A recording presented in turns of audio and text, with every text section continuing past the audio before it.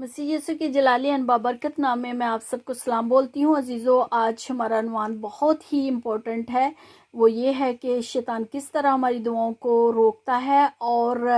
हमारे जवाब हम तक क्यों नहीं पहुँचते हैं, हम सभी जानना चाहते हैं। अजीज़ों, मैं एक ऐसे लड़के की कहानी सुनाना चाहती हूँ और मुख्तसर बताऊँगी कि किस तरह उसके वालिदैन ने उसको बचपन में शैतान को सौंप दिया था और वो किस तरह शैतान के लिए काम करता था। ऐसे ही काम करते करते एक दिन वो अपने जिस्म को कमरे में छोड़कर जो है वो एक चर्च पर हमला करने के लिए आता है, लेकिन वो चर्च रूह कुद्दस से भरा था और रूह कुद्दस की आग से दहक रहा था और खुदा के पाक फरिश्ते उस रूह पर उस चर्च की हिफाजत कर रहे थे। और जैसे ही खुदा के फरिश्तों ने उसे देखा और उसको पकड़कर ज़मीन पर पटका और जब पास्टर ने अपनी आंखें खोली तो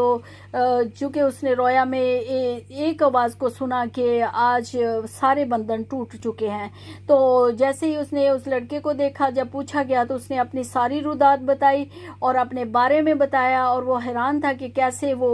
उसके जिस्म ने उसको ज्वाइन किया और आज वो जिस्म में है। लेकिन आज हम देखते हैं कि फिर पूरे चर्च ने उसके लिए दुआ की और आज वो खुदा का खादम है और उसने बहुत सारे जो पर्दे थे वो उठाए इस शैतानी हुकूमत के बारे में। तो आज 3 किस्म की दुआओं के बारे में हम सीखेंगे कि हमारी दुआएं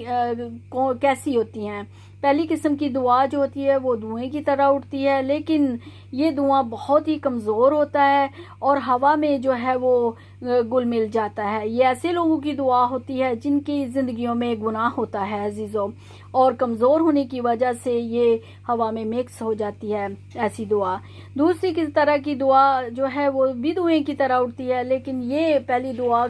से मजबूत होती है। ये उस शैतान की चट्टान तक तो पहुंचती है, लेकिन इसमें आग ना होने की वजह से वो उसको मेल्ट नहीं कर सकती है और बेअसर रहती है। ये वो लोग होते हैं जो अपने आप को साफ करने की कोशिश तो करते हैं,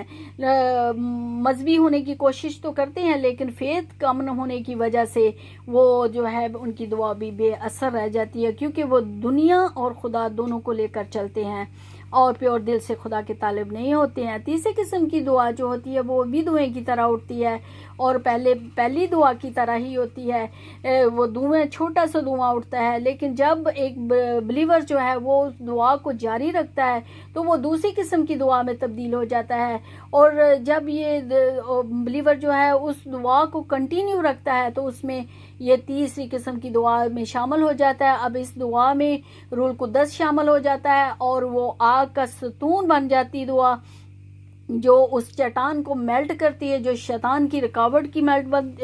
चट्टान होती है, और उसमें सुराख करते हुए ये दुआ जो है वो आसमान और खुदा तक पहुंच जाती है। तो अजीज़ों, हम देखते हैं कि शैतान जो है, अब क्या शैतान के काम शुरू हो जाते हैं और शैतान जो है पहला काम ये करता है कि डिस्ट्रैक्शन पैदा करने की कोशिश करता है, क्योंकि जब वो देखता है कि बिलीवर जो है वो बड़े दिल से खुदा की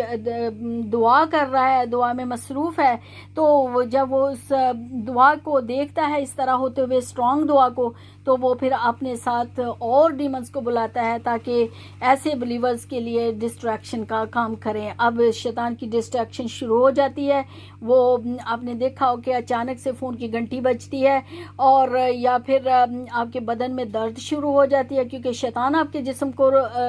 टच करता है और आप उस दर्द को बर्दाश्त नहीं कर सकते और फिर आप दुआ में नहीं रह सकते। फिर तीसरे किस्म की डिस्ट्रैक्शन ये होती है कि आपको अचानक भूख लगना शुरू हो जाती है और आप किचन में जाते हैं तो कुछ खाने के लिए, और जब आप वापस आते हैं तो अजीज़ों आप नए सिरे से इबादत को शुरू करते हैं अपनी दुआ को, और शैतान यही चाहता है, शैतान का डिस्ट्रैक्शन में वो कामयाब हो चुका है। इसलिए होश में आने की ज़रूरत है। किस किस्म की दुआ कामयाब होती है? ऐसी दुआ जिसमें आप टाइम फिक्स करते हैं, आप दिन मुकर्रर करते हैं कि आपने कितना टाइम खुदा को देना है। तो ऐसी सूरत में आप पूरे दिलो जान से खुदा की इबादत में लगते हैं, दुआ में बैठते हैं, और फिर ऐसा होता है कि खुदा का पाक रूह ऐसी दुआ में शामिल हो जाता है और उसकी तपश इतनी होती है कि इंसान की ऐसे बिलीवर की दुआ में कुछ देर के बाद सुकून और समूद जो है वो وہ دعا ہونا شروع ہو جاتی ہے، اور اس میں اور یہ دعا جو ہے گھنٹوں گھنٹوں کی دعا ہوتی ہے، اور ہم دیکھتے ہیں کہ خدا کی پروٹیکشن کا یہ ستون جو آگ کا ستون بن گیا ہے، یہ خدا ایسے بلیورز کی حفاظت کرتا ہے، اور خدا خود کی اپنی پریزنس لے کر وہاں پر موجود ہو جاتا ہے۔ اور عزیزو ایسے بلیورز جو اس آگ کے ستون کی پروٹیکشن میں ہوتے ہیں، تو ایسے لوگ جو ہیں وہ دوسروں کے ساتھ خدا کے کلام کو شیئر کرتے ہیں، ایونجلائز کرتے ہیں، اور پھر دوسرے بھی جو ہے وہ ان کی جو ہے وہ شیطانی جکڑوں سے وہ آزاد ہو جاتے ہیں۔ لیکن عزیزو یاد رکھنے کی بات یہ ہے کہ شیطان جو ہے وہ یہاں پر خاموش نہیں بیٹھ جاتا، بلکہ وہ اور طرح کی چیزیں اور اسٹریٹجی تھرڈ قسم کی لے کر آتا ہے۔ وہ تھرڈ قسم کی اسٹریٹجی کیا ہوتی ہے کہ شیطان جو ہے وہ ایسے انسان کے بارے میں جو ہے وہ پوری اسٹڈی کرتا ہے، اور اس کے جو ویک پوائنٹ ہے وہ چیزیں اس کے سامنے لے کر آ سکتا ہے۔ وہ آپ کی ناراضگی ہو سکتی ہے، اور طرح کی مٹیریل چیزیں ہو سکتی ہیں۔ اس لیے ہمیں بہت زیادہ ہوشیار رہنے کی ضرورت ہے۔ اسی لیے افسیوں 4 باب میں یسوع مسیح نے کہا کہ پس روح کے ہتھیار باندھ لو اور شیطان کا ڈٹ کر مقابلہ کرو تو یہ تم سے بھاگ جائے گا۔ تو عزیزو یسوع مسیح نے ہمیں یہ بھی سکھایا دعا میں کہ ہمیں آزمائش میں نہ پڑنے دے بلکہ برائی سے بچا، اس لیے کیونکہ ہم جسم میں کمزور ہیں، لیکن جو ہے ہمیں ہر وقت خدا سے دعا کرنی چاہیے کہ ہمیں آزمائش اور برائی سے بچائیں، اور ہمیں اپنی آنکھیں خدا کے ساتھ لگا کر رکھنی چاہیے۔ ہر دعا کا عزیزو جواب آتا ہے، ہر بلیور کا ایک فرشتہ ہوتا ہے جو جواب لے کر آتا ہے، لیکن ہوتا یوں ہے کہ اگر آپ کی زندگی میں گناہ ہے، آپ مخلص نہیں خدا کے ساتھ، تو آپ کے جو فرشتہ ہے اس کے پاس جو ہے وہ روحانی لباس نہ ہونے کی وجہ سے وہ اپنی پروٹیکشن نہیں کر پاتا ہے، کیونکہ جب وہ جواب لے کر آ رہا ہوتا ہے تو شیطانی کی قوتیں جو ہے رستے میں اس کو روک لیتی ہیں، اور اس سے آپ کی دعاؤں کا جواب جو ہے وہ چھین لیتی ہیں۔ کیوں؟ کیونکہ اس کی صداقت کہاں ملتی ہے؟ دانیل 10 باب اور اس کی 10 سے 9 19 آیت کو جب ہم پڑھتے ہیں تو وہ 3 ہفتے سے روزے تھا، اور خدا نے اس کی جواب فرشتہ جو ہے اس کی دعاؤں کا جواب لے کر آ رہا تھا، لیکن 21 دن تک جو ہے شیطان نے اس کو روک کے رکھا۔ تو یہ بہت صداقت کی بات ہے۔ تو عزیزو آپ کو ہوش میں آنے کی ضرورت ہے، اپنے آپ کو روحانی طور پر مضبوط کریں، اور روحانی ہتھیار پہ آپ خود پہنیں گے تو آپ کے فرشتے کو بھی جو ہے وہ روحانی لباس ملے گا، تاکہ وہ آپ کی بھرپور طریقے سے پروٹیکشن کر سکے۔